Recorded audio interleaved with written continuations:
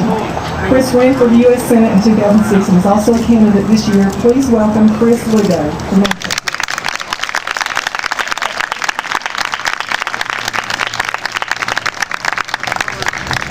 Thank you, Chattanooga. First of all, I'd just like to say this crowd is great. You guys were just so beautiful going on this march. I'm very proud of you. Very proud of you for coming and speaking up for peace. We did our event in Nashville last Saturday. We actually had 3 events in a row. First of all, we had President Bush. He was in town on Tuesday, and he was speaking at the National Religious Broadcasters Convention along with James Dobson. So we turned out to protest. We told Bush, no more war in Iraq, bring the troops home now. And then we had an event on Saturday, last Saturday. It was great. And we had about 200 people show up just like you. 200 people committed to peace, speaking out against war. It was a really nice event. And then we did one more event on Wednesday on the anniversary with MoveOn.org. And unfortunately, we've got one more coming up because I looked at the Iraqi casualty figures, and today it is 3,993. So it's only 7 more until we reach 4,000. So we'll be out on the streets for 4,000. Anyways, I'd just like to say hello. My name is Chris Lugo. I am a candidate for the United States Senate. I was running with the Democratic Party, but the Democratic Party didn't seem that interested in peace in Tennessee. I think that the Democrats have the power to do the right thing, but I don't think they're ready to do the right thing quite yet. So instead, I'm going to be seeking the Green Party nomination at the nominating convention on May 3rd. I'm here to talk to you today about why I think it's important for us to bring the troops home now. We're really, in a recent poll, 47% of Americans said that they feel like we need to stay the course. We need to stay in Iraq because we're already there. And that's the reason. They say we have too many responsibilities and we need to stay in Iraq because we've already gone to Iraq. But this is really a disaster. This is a disastrous policy, and it's a really bad idea.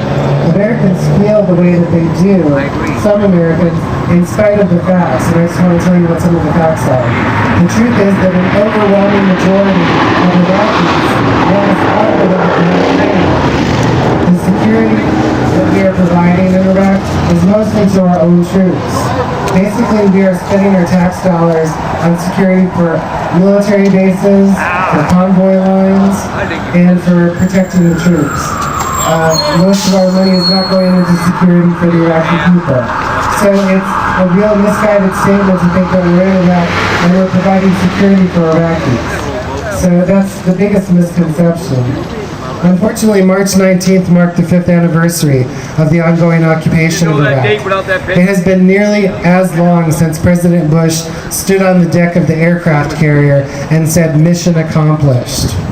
Since that time, almost 4,000 soldiers have died and tens of thousands have been injured. Estimates are that as high as 1.1 million Iraqi people have died. What we've done is we've turned Iraq into a living hell. This is the result of our policy. We've turned Iraq into a place where people get shot driving down the street, where people get killed by private military contractors with absolute immunity. It's also a place where people get killed by neighbors over sectarian violence that's really rooted, the sectarian violence is really rooted in the extreme poverty and the emotional suffering and the trauma that has been created by 4 years of war, and before that, 11 years of a blockade. The Iraqi war is a shameful war. It's one of the worst policy decisions of the contemporary era. As the United States teeters on the brink of depression and watches the currency value plummet, we are wasting our national treasury on the war in Iraq. We started this war on the pretext of weapons of mass destruction that never existed. It's time for the troops to come home. Those who supported the war and voted for it followed the foolish emotionalism generated by the current administration after the traumatic attacks of September 11th.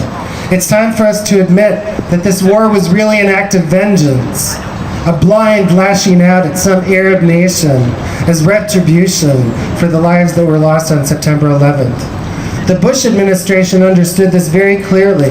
They understood the pain and the anger of the American people, and they chose to manipulate it for the economic advantage of a few private corporations.